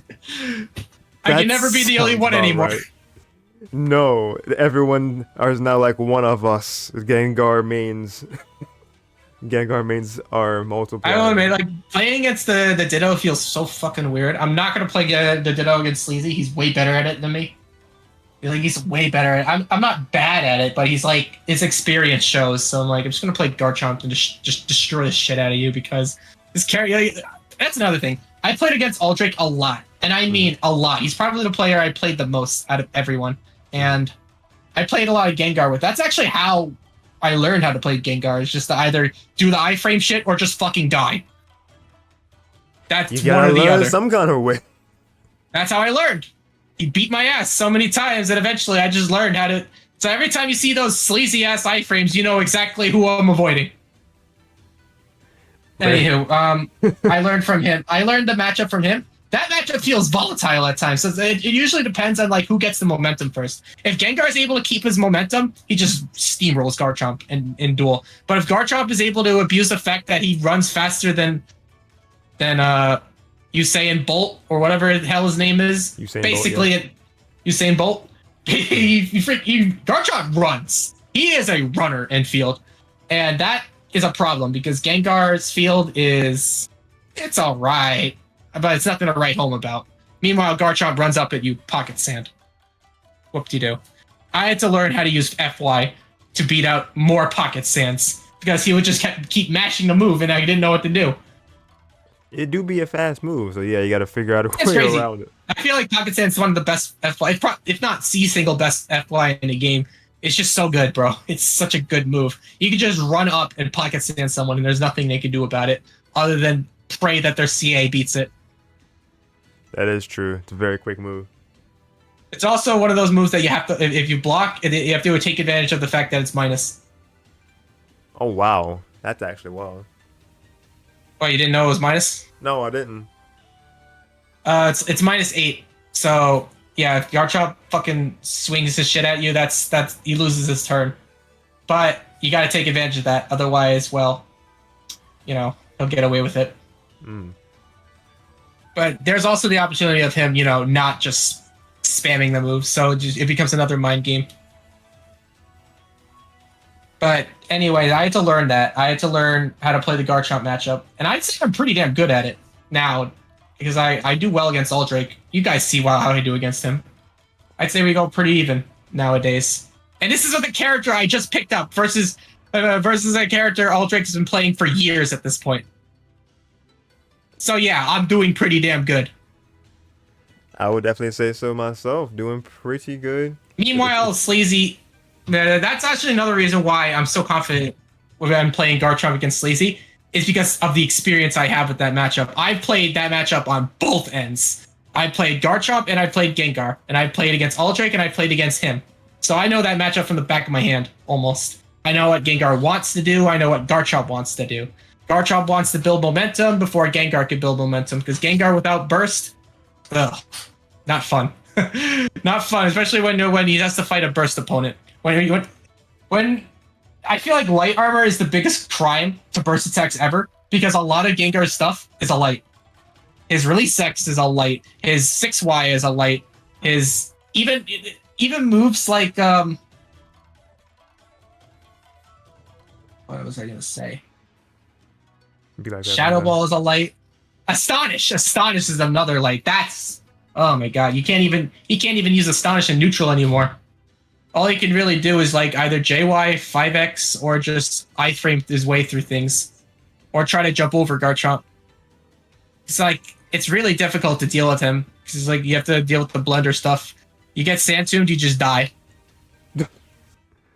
Dang, that's rough, buddy. It is pretty rough, so you gotta play really well. And both on both ends. I feel like it's a much more of a skill issue matchup than anything. It's a skill check for sure. Both characters I play are skill checks. Garchomp skill checks, Gengar skill checks. But yeah, if you guys don't have any more questions for me, I guess we could end it here. Yeah, because I was thinking of like trying to think of something, but I only had like just like a general, just kind of curiosity, because with how many things, well, how many upsets rather I should say. Because I want to talk about that. I want to talk about that for a second. Yeah. Let me talk about that. This bracket was like the wild fucking west. I swear to God. All right. One thing I was going to say is that I kind of got lucky with this bracket because I didn't have to fight TEC. But here's the thing. There's luck. A lot of opportunities come from luck, but it takes opportunities to grasp. It takes skill to grasp that opportunity. Like luck comes from opportunity comes from luck. But it takes skill to grasp that opportunity. And that's what I did. I grasped that opportunity using, my skills.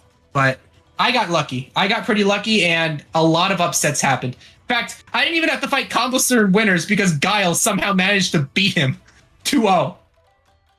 So not only did Utopia beat TEC, but Guile also beat Comboster, It was 2-1, which kind but of just paved the way for me.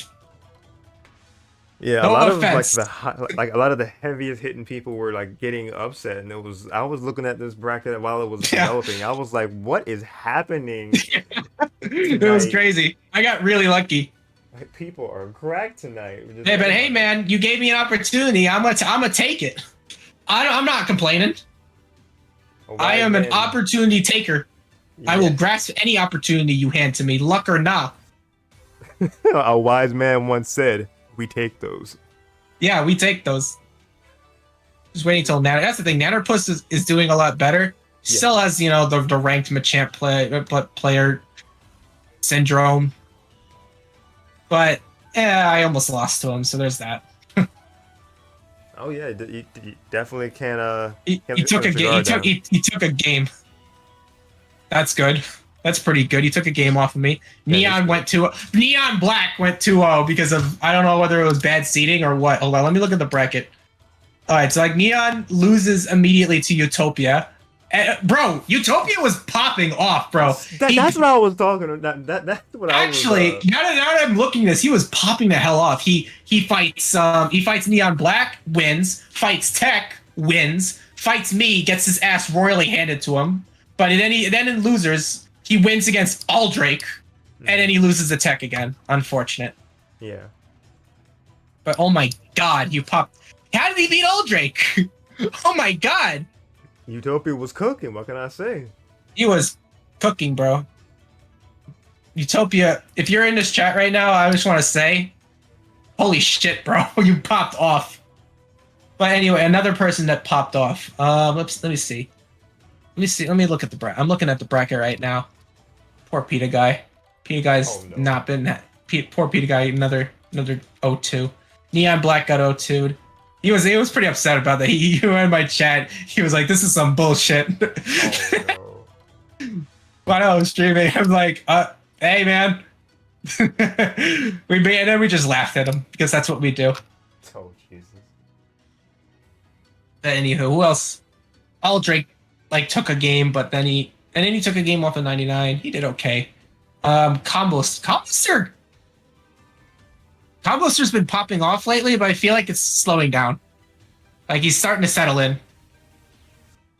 Yeah, I'd probably say this one was a little slower for him tonight. But yeah, otherwise, Combo Buster, the homie one definitely has been cranking up to the 11 for sure. Well, I mean, early on he was like cranking up to 11, but I feel like he's starting to settle in. That's just my observation, for whatever that's worth.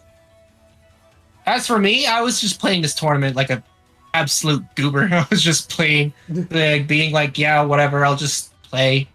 But then when I saw Utopia beat TEC, I was like, holy shit, this is my opportunity. And so I took it. And then I was like, okay, so I'm going to prepare to fight Comboster. And then Gylergin beats it. I'm like, well, okay, looks like I really have an opportunity now. And then Gylergin was playing Zard. I'm like, okay, looks like I just win. I guess that's how it is. I like how that's the mindset. It's like, oh yeah, Zard, yeah, easy dub. We got him. Bro, I'm sorry, but he does not mean Zard, and he's not even that good with Zard. Like, he keeps making mistakes. He keeps throwing. He threw 2 games in a row, and I'm like, yeah, this is. You really should just stick to Sceptile. Yeah, I wish you tried to Sceptile the whole set. You're not wrong against TEC. I wish you had done the Sceptile from the beginning.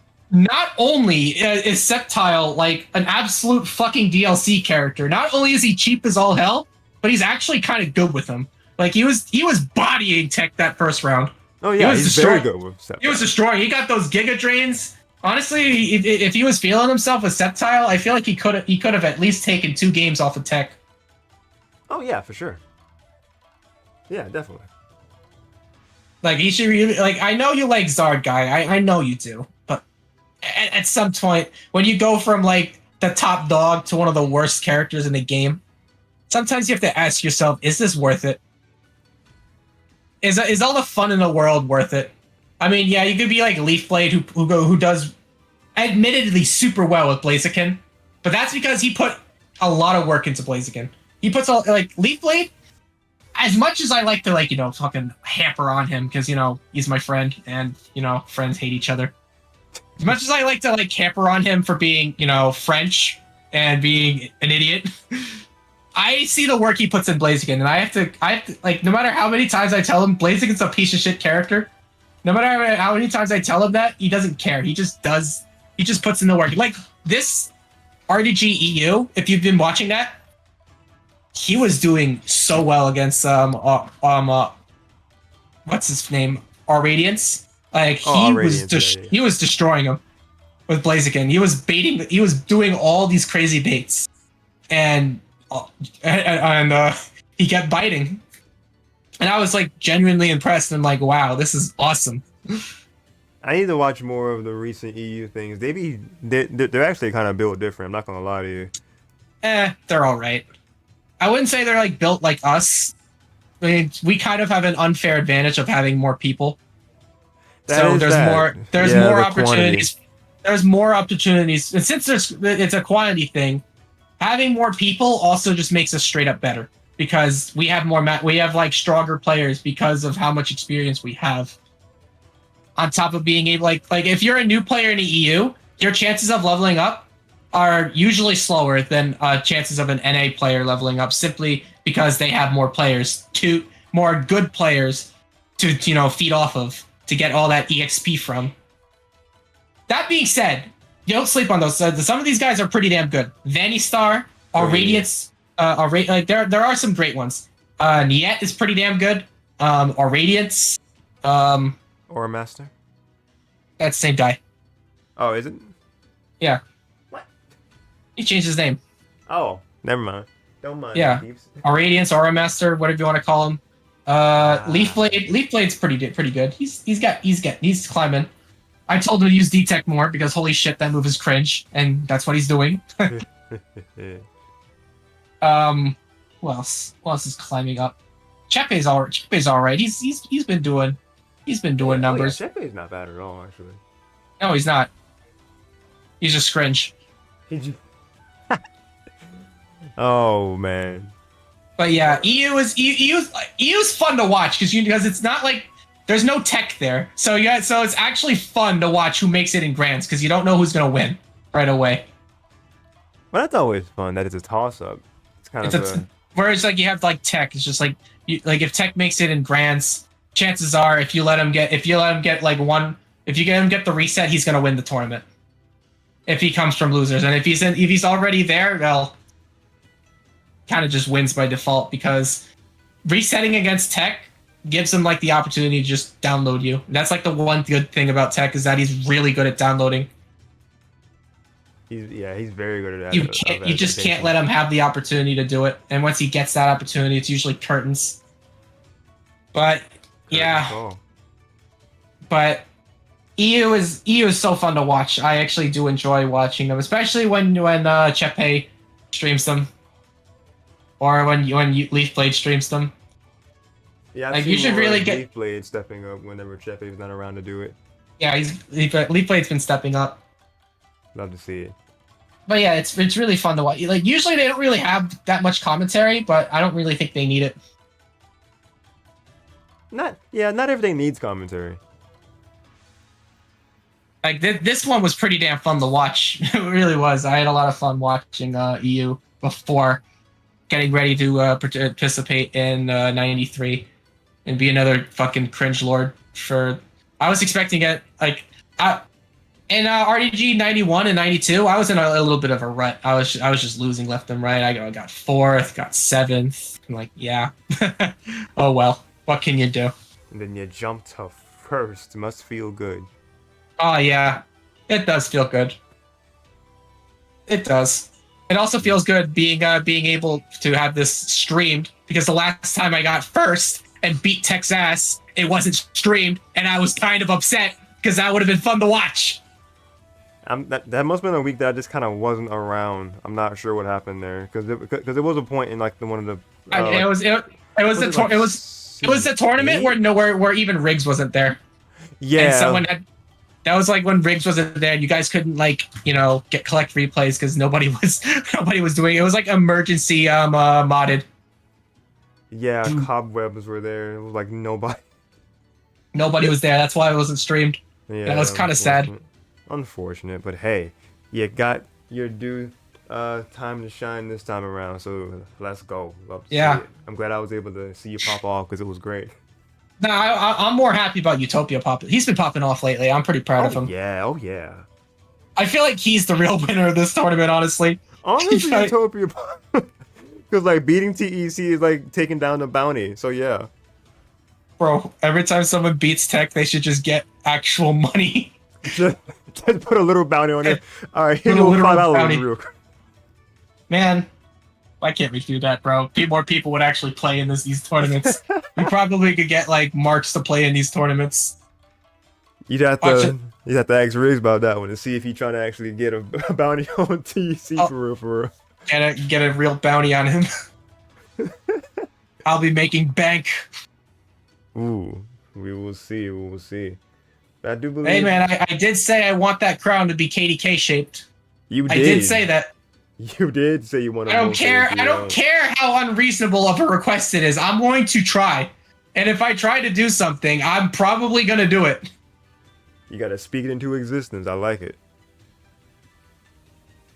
But I'm yeah. already almost undisputed second at this point. I might as well go for first. Oh yeah, go for broke. Oh yeah, for sure. I respect. Why settle for second fiddle?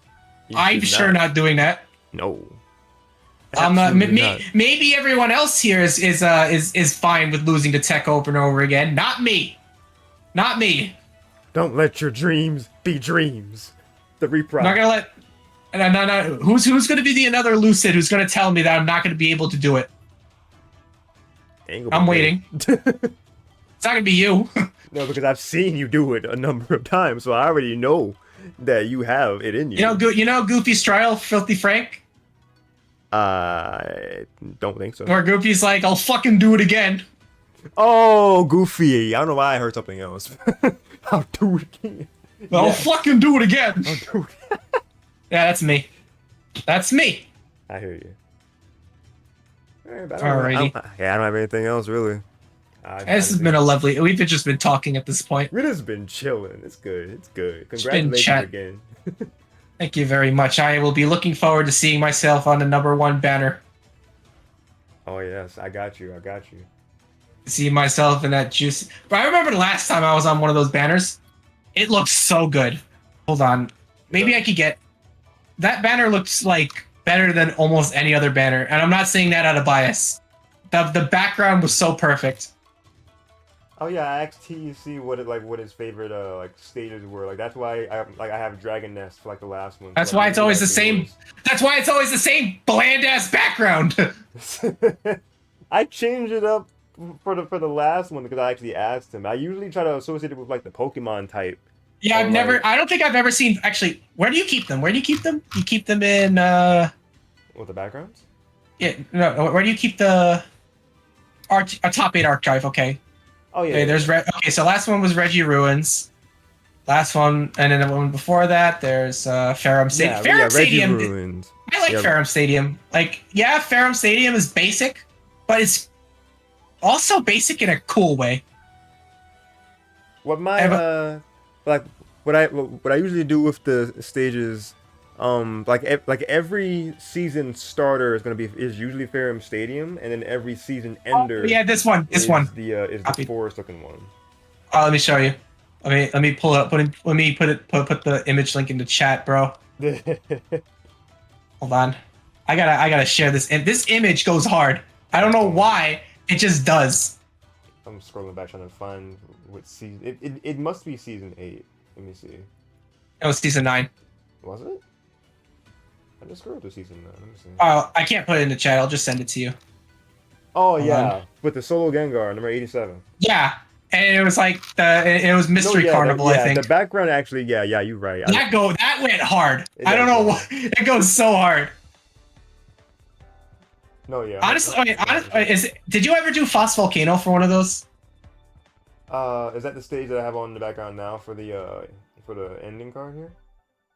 Yeah, that's Phos Volcano. Oh, I don't think I've ever done it for some reason. All right, then do it. Do it. Got you. I got you. Come on, man, do it. You got it. Oh yes, absolutely. Do a false volcano, bro. That's such a like the stage is laggy as all hell because there's so much going on. But god damn, it's so awesome to look at. Ain't nothing but a word, man. I got you.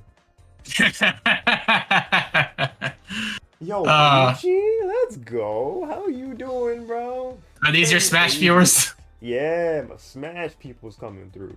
Oh god, it's time for me to go. Now it's time. Oh man, I appreciate your time with this interview. Congrats. No, I appreciate you letting me, fucking mouth off like a sailor. Yeah, try to dial it back next time a little bit. No. Bit at least. Negatory. Negatory? I am. Yes, negatory. Nah, I will say what I want and I will do what I want because that is who I am. Now a little bit back on next time. No, for real. This is my stream. I gotta have some kind of guideline here. Fair enough. How did I know? I just know. I know all things. I am the greatest. But anyways, thank you so much for letting me participate in this interview. Thank you for this lovely chat. Thanks for everything. Thanks for the stream. Thanks for hosting all of these. Thanks for believing in Pokken. I have a lot of things to be grateful about, truly. You're welcome. And it's all because of you, bro. You, Riggs, everyone else who does these things. It's insane how you guys have done it for so long. It really and is. I can only hope that you're able to do it for longer because this is a lot of fun to do. This makes my Saturday. This is like my Saturday thing to do, and it's a lot of fun doing. Even if I don't do well, it's just something. It's something to look forward to every Saturday. So I want if no one else, just know that I'm thankful for it.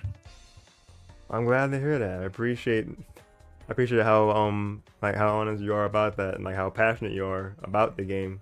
Because yeah, even though I don't play as much, I'm very passionate about it too. So I'm glad that shows. I'm sure it's not just me, but I just want you to know. And with that, I will go. Goodbye. Have a good one. Just dips immediately. Oh man, what a character. Alrighty, that's gonna be a wrap, guys. But yeah, Peachy, Shochi was saying Mystery Carnival Supremacy. Yes, that is a good one too. But yeah, how do you know? Yeah. He just kind of sensed the smash, and it was like, yeah, I don't know how, but he did. What is it, emo? Peachy sus? Oh man, I missed the Loyal King stream last night. Were you in one of those groups yesterday? I don't know off the top of my head actually. I'm gonna check in the Discord and see the group thingamabob picture. Let's see, Discord. Oh, there we go. Got the players and characters. I'm gonna use that for the graphic. Let's go. All right. What this be? Oh, that's another message I gotta get back to, but that's something else. Streamer chat pins. What happened yesterday was, let's see, group C. Yeah, wait, yesterday, Friday. Yeah, what is today?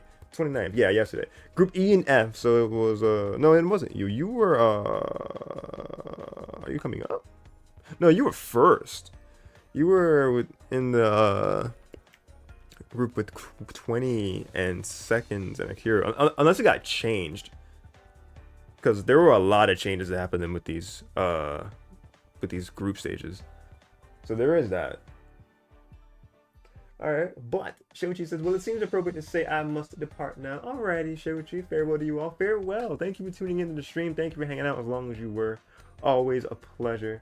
Crash Cat says, farewell, I say, in subsequent of Shochi Papa lol. Subsequent farewell to you too, Crash. Thank you for coming through the stream and being very active as well. Always happy to see that name pop up and, just be gooning in the chat like I've been seeing you do. And I hope you guys all enjoyed tonight's showcase and the stream. I definitely had a lot of fun. Checking out the closing thoughts, and we're just here chilling. No Budget Media says, a good event tonight. Looking forward to doing more tourneys. I'm looking forward to seeing you pop up more. You were a newcomer, if I'm not mistaken, right? Because I saw you. Because I saw that I had a follow that kind of just popped up in my OBS before I went live, and I was like, oh, No Media. No Budget Media, let's go. Thank you for the follow. Appreciate you. So I say it to you in real time. Appreciate you for that follow. Crash sometimes feels too active because it takes up the entire chat box. Don't feel bad. I love when I see that there's so much activity going on. So yeah, don't feel bad about that. Media, yeah, it's been planning to come for a long time, but school took over. Now that I have more time, more free time, I should be in more. I'm happy to hear that. Let's go. Hoping to see you pop up. Let me see. Do you actually pop up in top 8 this time? Let me. No, not yet. But hey, you definitely could pop up on the top 8 graphics sooner than you think. We have a lot of talent here. Very, very consistent peeps. You could definitely be added to those list of consistent peeps. And yeah, I'm like, I make all the graphics, so I would love to see that name pop up on there. Oh, and Crash actually asked, saying you were wondering if you were gonna join RTG. With hey, your answer, excuse me, your question or your wonder was answered. But it's a wonder how I'm even still, or why I'm even still alive, so to speak. If I had just a little more energy, I'd probably be playing some more Pokemon Legends Arceus. Like I said, I was going to be doing this entire week. But, no, yeah, I'm kind of tired. Not going to lie. So, we're going to be ending it here. Honestly, budget media ads. My losers bracket loss is no small part due to me being overly cautious. What was your underground bracket loss? Let's take a look. You started off in winners round 1 against Aldrich. Very tough to start. Aldrich is very good, like we've mentioned. Then you faced off against Peter Guy, and they won 2-1. Hey, taking a game off of Peter Guy is something else though. Peter Guy is cracked. Like, they are the Weavile that does like all the cool things on Twitter.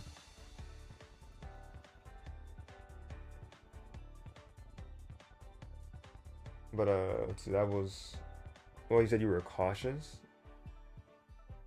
1-2, yeah, 1-2. It's not a you Crash. You have been around like a soup. Well, yeah, you've been around a pretty long time, I would say. Probably about at least a good 6 to 8 months. I think I'd say about a good year. I think you were around when I was doing Strikers last year, actually. So yeah, at least a good year. Yeah, so you know me. You know I'm a rambler. You know I just be talking, just to be talking. It's not a Yoshin RTG stream if it hasn't been at least a half hour after grand finals. Facts. Been around a long time, and yet I'm still now in RTG. You mean like just getting into RTG, or like just getting around to watching streams? What do you mean? Set up an adapter? Yeah, set up an adapter. Or like if you don't have one, buy one off of Amazon. It's like $15 max. Being in a tournament, yeah. LAN adapters are like not expensive at all. Like, because I have my brand one is a U-Green one. I think I got it for like $13. Yeah, LAN adapters are not expensive things at all, and they do so much for your gameplay. That's why they are required for the tournament series, because it just kind of provides the smoothest connection possible between the two players. Excuse me, wherever they are in the North America region. I don't have a screen for it because I live with a family. So like you play in handheld all the time. Well, they do make adapters for handheld. Like there's like USB-C to Ethernet adapters. I actually have one of those. I'm actually like my laptop is actually powered by that right now. It's a what is it? TEC smart name, right? I wouldn't recommend it. It gets kind of warm over time. So yeah, don't. Maybe it's just one I have. I don't know, but. Might take my monitor. Yeah, whatever. Yeah, whatever works. Whatever works. But yeah, like you said, rambling too much. We done here. If you want to play in this tournament yourself, it happens every Saturday night at 7 p.m. Eastern time, and stream usually goes up anywhere between 9:30, 45ish to like 10:30 or 10:40ish, like it did tonight. So just kind of a a variable of when it can start. My music wanted to pause by itself, but I'm not gonna let that happen. We're gonna hit resume and keep that nice audio going. But yeah, every Saturday, 7 p.m. Eastern time, you check-ins open an hour beforehand at 6 p.m. Eastern time. Like we said, the LAN adapter is a requirement. You are, at least for this part of the tournament, it is North America, but there is a, like it was mentioned, a Europe side of this tournament. So if you're, for some reason not asleep at 6 a.m. in your time zone, over in the Europe side of the world, then there is a Europe RTG as well, mainly ran by Chepe and a few of the names that you heard in the stream today.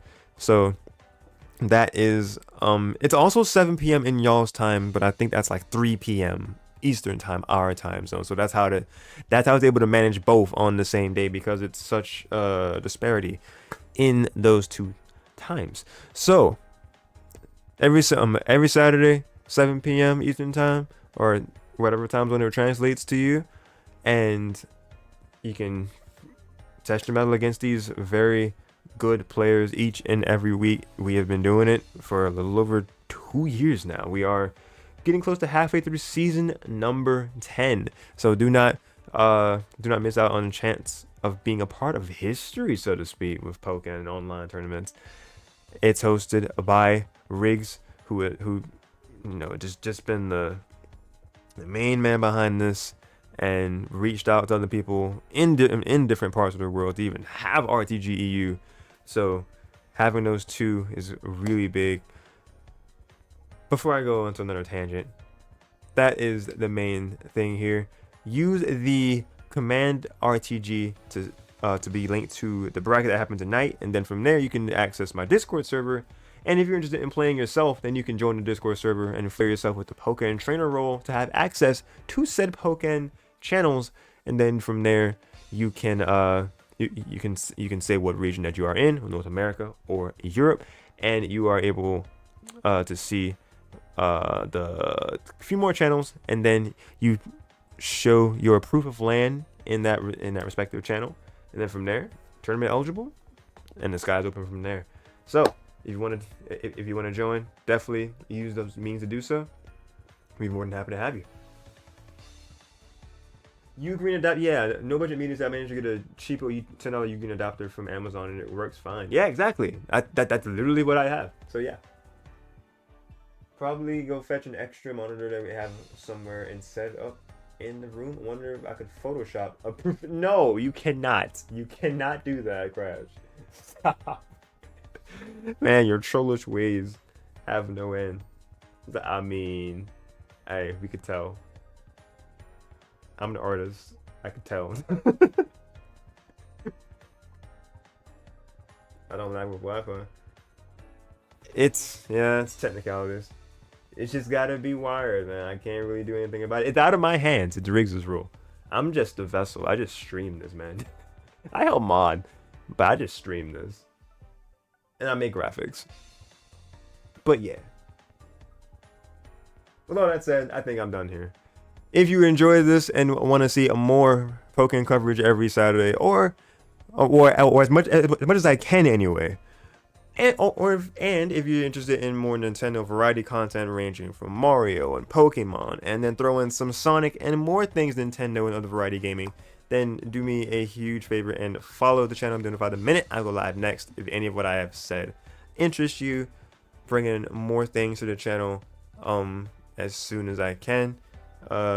One big thing is that we're going to be playing Sonic 06 pretty soon, because we just finished going through Shadow the Hedgehog and playing through all the 3D Sonic games. So that's going to be a fun blind playthrough blast, I'm sure. That's one notable thing. And then I got other things in the works, so just stay tuned for that. It's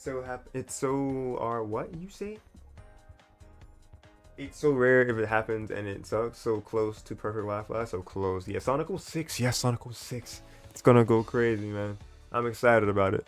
I'm cautiously excited about 06, because I've seen all of the mixed reception that it has, and I'm just like, I want to play this. I want to experience all of this glorious, the glorious mess that is Sonic 06. Can't wait for Boom. I'm not playing Boom. Or at least I didn't intend to originally. Your first Sonic game? That what a way to start. Oh man. Unconditional love for it. That's a start. Oh my gosh.